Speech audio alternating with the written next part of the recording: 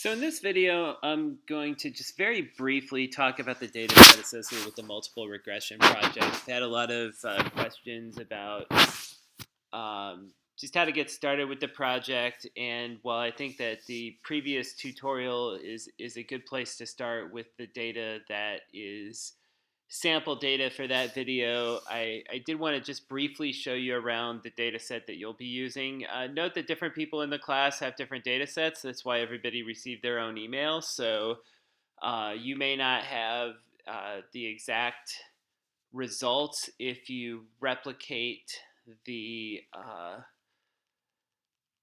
regressions that I estimate in this video, and that's okay.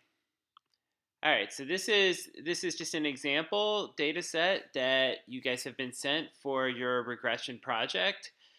And I've opened it up here in Excel, so you can see that it's opened up and we have 103 different data points plus some labels here.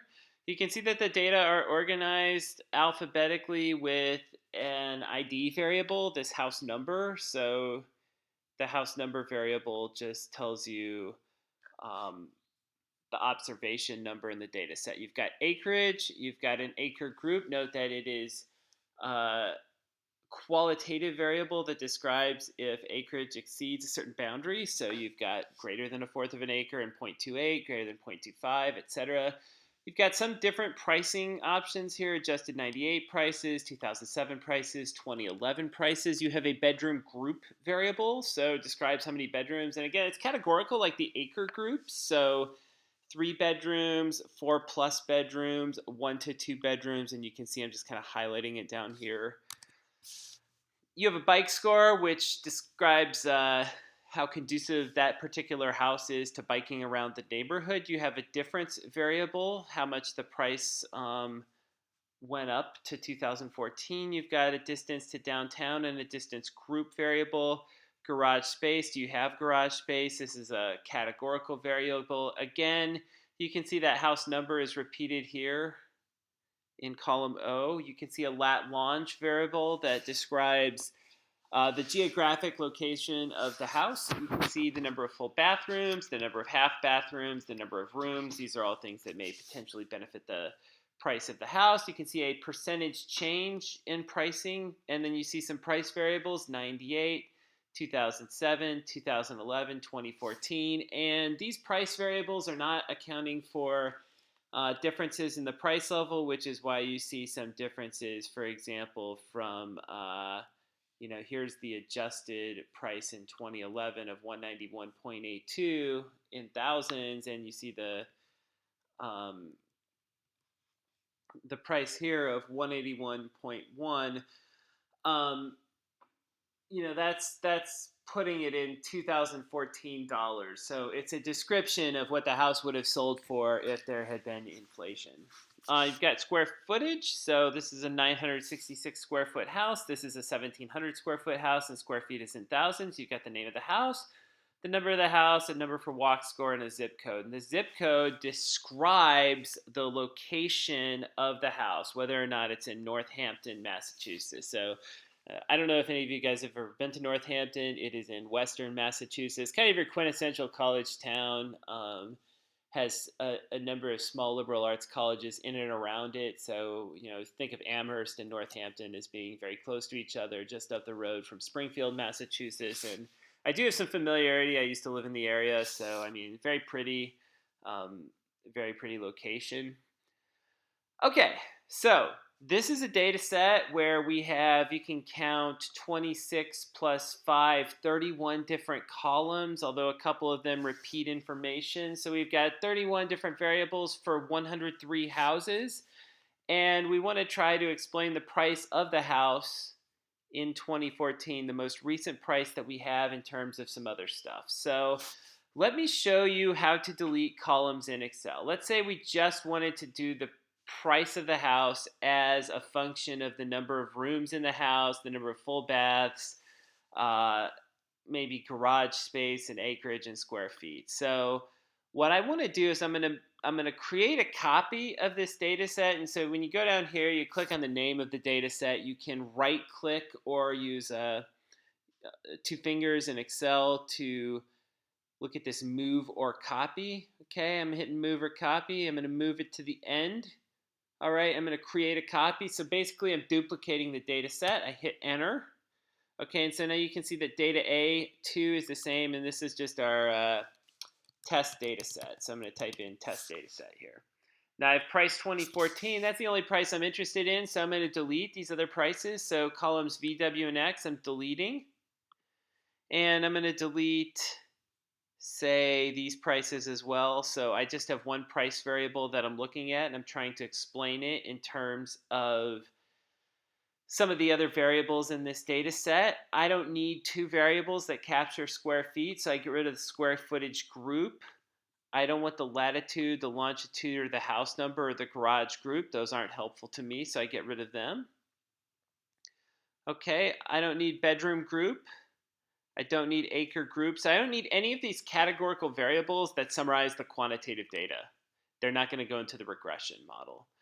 I'm not interested in any changes in price, so I select columns E and L, and I delete those. I'm not really interested in the distance to downtown or the distance group, so I delete those. House number is an ID variable. Don't need it. Don't know anything about these houses other than what's described in the data set. Street name, street number, walk score, zip code, we're going to delete all those for the time being. So I've deleted these, and I just have the price in terms of some of this other stuff. I'm going to move the price variable all the way over, just somewhere where it's isolated, because that's my Y variable, and I want it in terms of these X variables. X is square feet, number of rooms, number of half bathrooms, number of full bathrooms, garage space. I'm going to delete the bike score. I don't care. And delete the acreage. I don't care about that.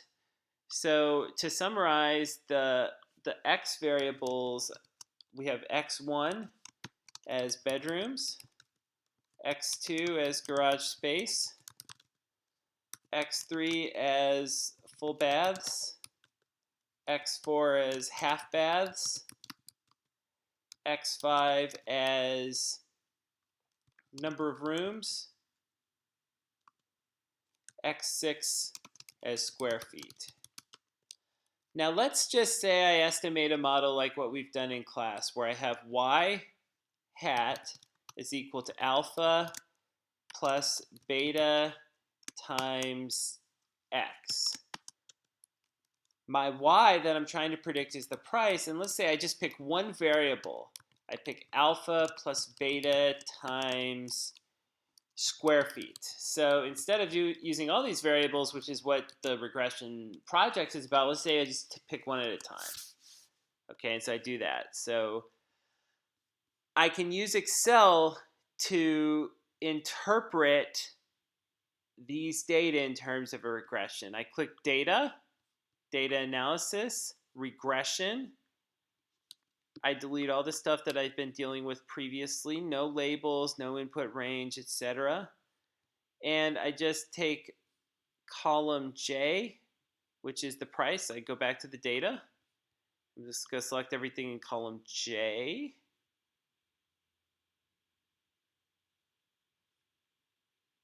That's my Y. I'm explaining the price in terms of just square feet.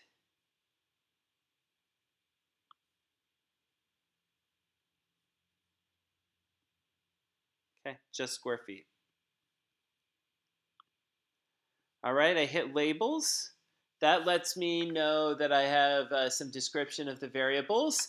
I hit residuals, and I hit OK. All right, so there's an alert. I'm going to make a regression. And there we go. Okay, what did we do here? Excel generated the regression output for us. Excel generated it for us.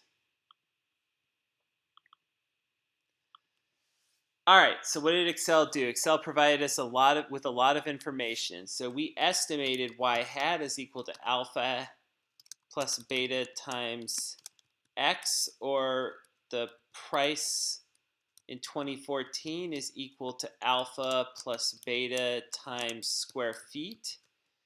And so our alpha that Excel estimated was this 45.39. 45.39018562. That is the intercept. So if we had gone through manually and calculated the mean of square feet and the mean of the price, the standard deviations, the correlation coefficient, and then we had found the equation for the slope, found the equation for the intercept, this would have been the intercept we'd found, and 158.4951109 would have been the slope. Okay, so if we want to make a prediction for a 2,000 square foot house, we would plug it into the equation. If we wanted some other number, we'd do that.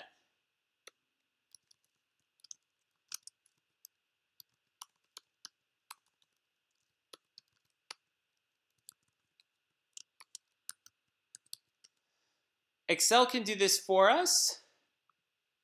So what I want to propose that we do is we just type in some values somewhere to the right of the regression output. The value for the intercept we want to use is 1, and we're going to use 2,000 for the square feet of the house. And then we have our predictions. So 45.390 times 1 is just cell B17 times cell K17. So when we're making a prediction, we want this value for the intercept right here.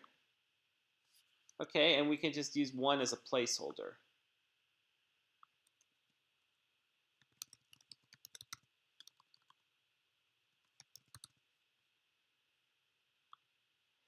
Now, if I went to multiply the slope times 2,000, I can just copy and paste. If you take a look, I have 158.4951109 times 2,000. You add them up with the sum function, and you get a prediction.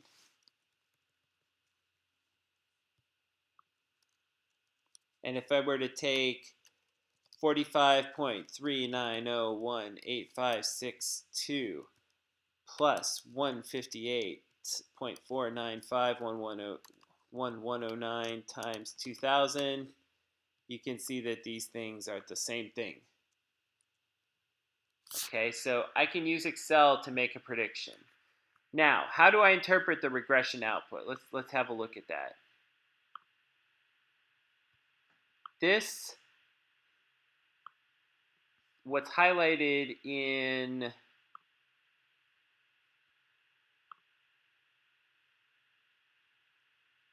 green is the sample slope and the sample intercept. The standard error,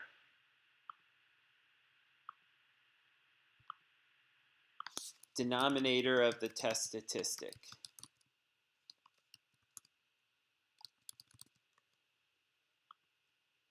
This is the test statistic. So if I take the slope divided by the standard error, you can see that these two things are the same.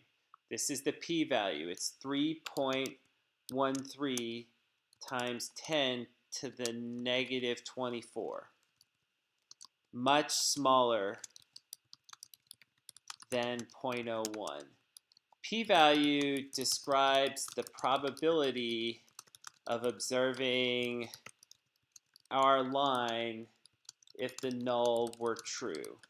With regression, we test to see whether the slope is 0. The null is that beta is equal to 0.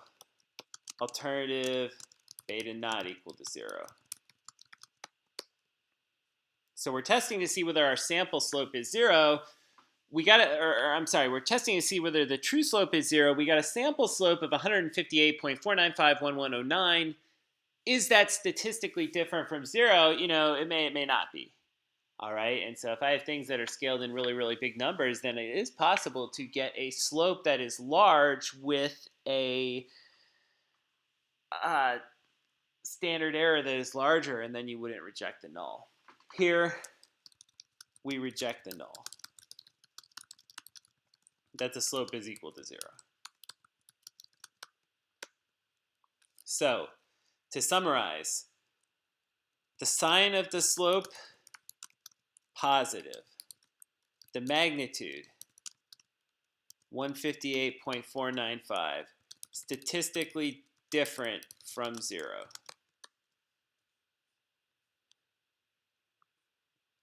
And we look at this information to help us out. Now, there's some other things. This is the sum of squared errors.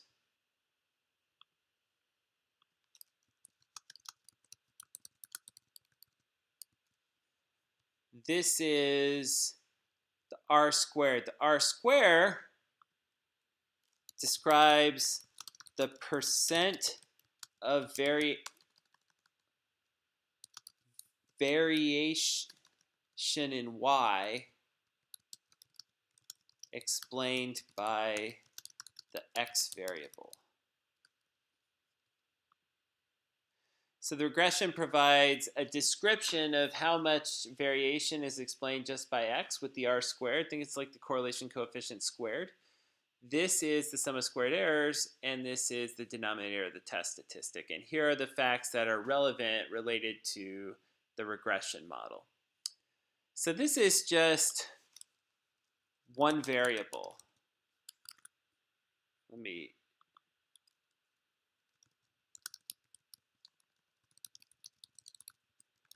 Let's go back to our test data set and put them all in here.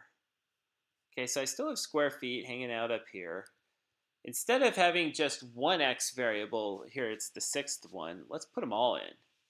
We can do this. This is what's called multiple regression. So we have, and I'll just expand that over here. Now we have Y hat is equal to B0, that's the intercept, plus B1 times bedrooms, plus B2 times garage space, plus B3 times full baths, plus B4 times half baths, plus B5 times number of rooms, plus B6 times square feet. I don't know what those coefficients are. Those are descriptions. The B0 is the intercept. B1 through B6 describe the independent effects of each variable on price 2014. So as we have one more bedroom, B1 describes the change in price. As we have one garage space, B2 describes the change in price.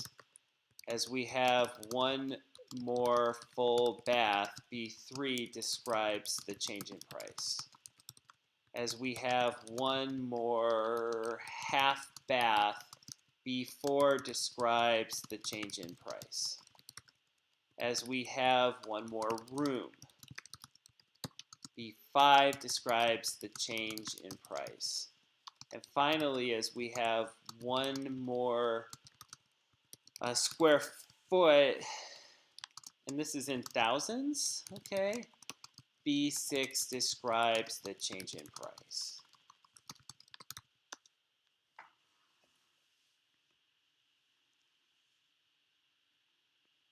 So think of it, instead of having one line for each variable, we have one function that we estimate which captures all of the variables simultaneously. And the upside is that, look, you know, if I were to just estimate the model with, say, the number of rooms, then maybe we don't care so much about generic bonus rooms, but we care a lot about bathrooms. And so it may not be the number of rooms that's important. It may be bathrooms only. And so the number of rooms may have a limited effect. So let's go back to data. Regression. Hit OK. And now I'm just going to change one small thing. Before I had just column F for square feet. Now I'm going to include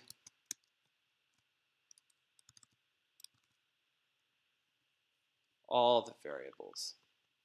So I go back here, I go over, I'm going to click A1 through F1 and use them all. And I'm not worried about any of the values for the individual data set.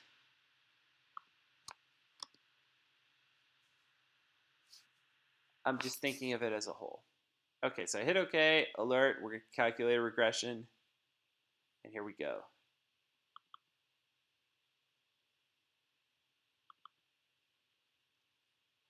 All right, these are all the values for the regression, and you can see that it's a little bit small, so I try to blow it up a bit.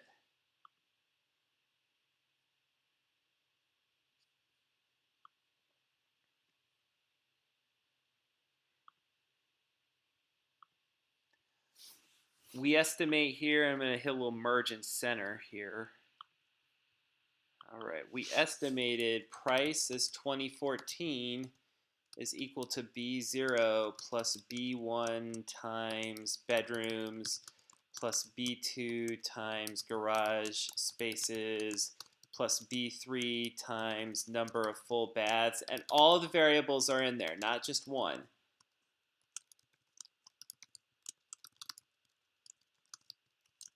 B5, number of rooms,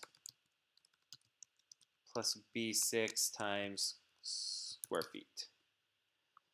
Excel has now calculated these different numbers, so I'm going to merge and center one more time.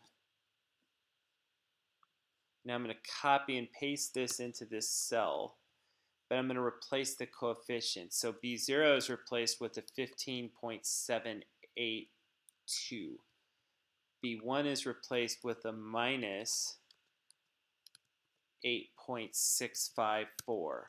B2 is replaced with a 6.221, and I'm pulling all of these out of the blue column.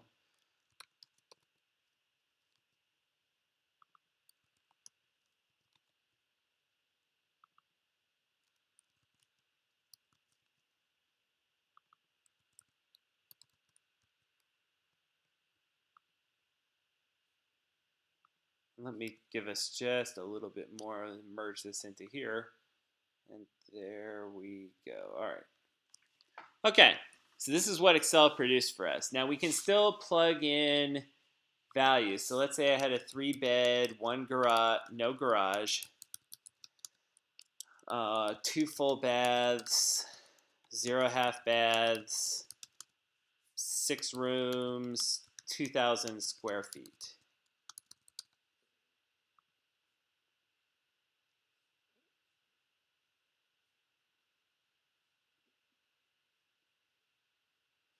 Okay. Now, if we go back to this I think this is actually in square feet in thousands. So we would just plug in 2 for the square feet. I do remember the one variable regression. I plugged in 2,000. Maybe we just want to plug in 2 here and look at that.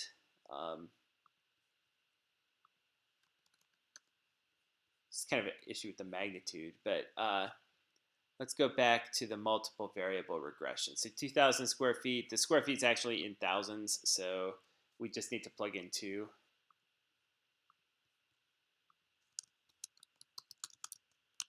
Okay, intercept, value, 1, and let me, so we can see. Bedrooms, 3, garage, no, full baths, 2, half baths, no, rooms, 6, square feet, 2. Predictions.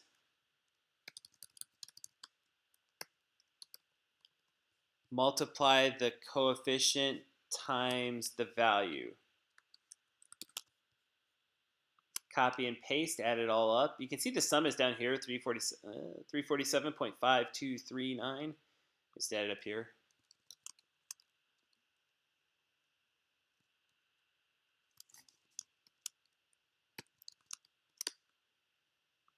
Note that if I change the values, I change the prediction. So you add a garage, it's worth about 6,000. You add a half bath, it's worth about 10,000 more. You add a room, you can change the values here. The test statistics, you can see the p-values here are all insignificant.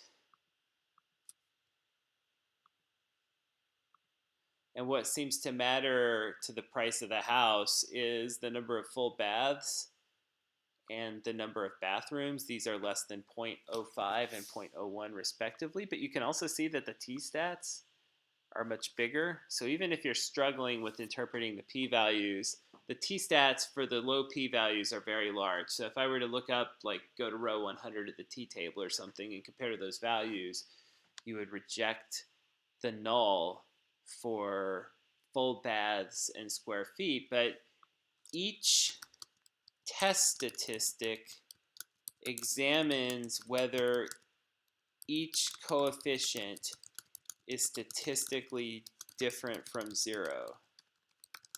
So Excel conducted 6 different hypothesis tests, one for each variable. One for each variable. This is R square, you can see went up a little bit. We explain a little bit more of the variation. So this is just a very brief description. You can see the sign for all of these are positive except for bedrooms. The magnitude is described by the coefficients.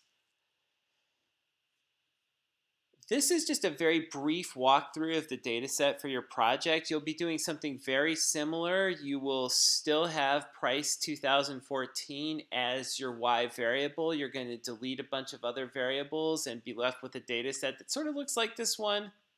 Here, I do have you modify the zip code. Variable 1062 is not Northampton, so it gets a 0. 1060 is Northampton. It gets a 1. And you can just do a little find and replace in this column here. If you click find, replace, if I have 1062, I want to replace it with the 0. I can hit replace all. And then if I just change the 1060 to a 1, I hit replace all, I get the rest, and now I can use that zip code variable.